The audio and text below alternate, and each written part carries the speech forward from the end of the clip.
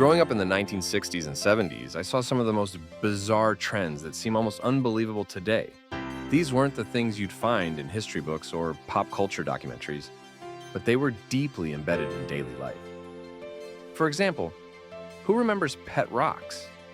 It's hard to believe for those today, but in 1975, Gary Dahl sold over 1.5 million of these little pebbles, packaged in a box with breathing holes. It was a pet you didn't have to walk, feed, or clean up after. I mean, you'd buy a rock, name it, and care for it. Simple and absurd, yet oddly charming in its own way. People would even throw birthday parties for the rocks. Then there was the hula hoop craze, which hit its peak in the late 50s and lingered into the 60s.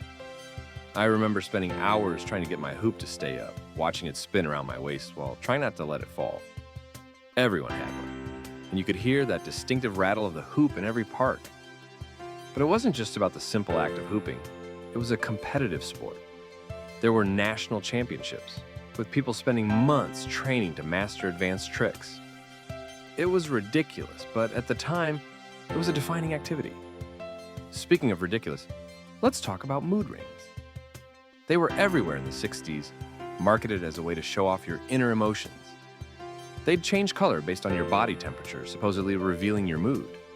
Of course, they were just novelty jewelry, but we all wore them like they were the real deal. Looking back, it's funny that we let a piece of jewelry tell us how we were feeling. But hey, when you're a kid, it was a cool way to show off to your friends. Then there were the crazy socks. It's not exactly a trend that's been totally forgotten, but the popularity of wearing crazy, colorful socks as a status symbol has long since faded. In the 60s, wearing mismatched socks or ones with bold patterns wasn't just an accident, it was a style choice. Pair them with your Converse sneakers, and you were the definition of cool. There was also the sock hop culture. Teen dances where you'd show off your best moves while slipping around in your socks. No shoes allowed. And of course, lava lamps. These didn't just sit on shelves. They were a must-have part of any cool room.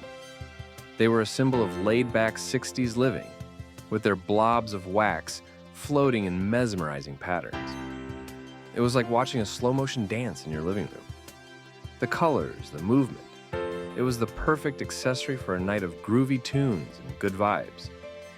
All these trends seem strange now, but back then they were a huge part of what made growing up in the 60s and 70s feel like a time of change and experimentation.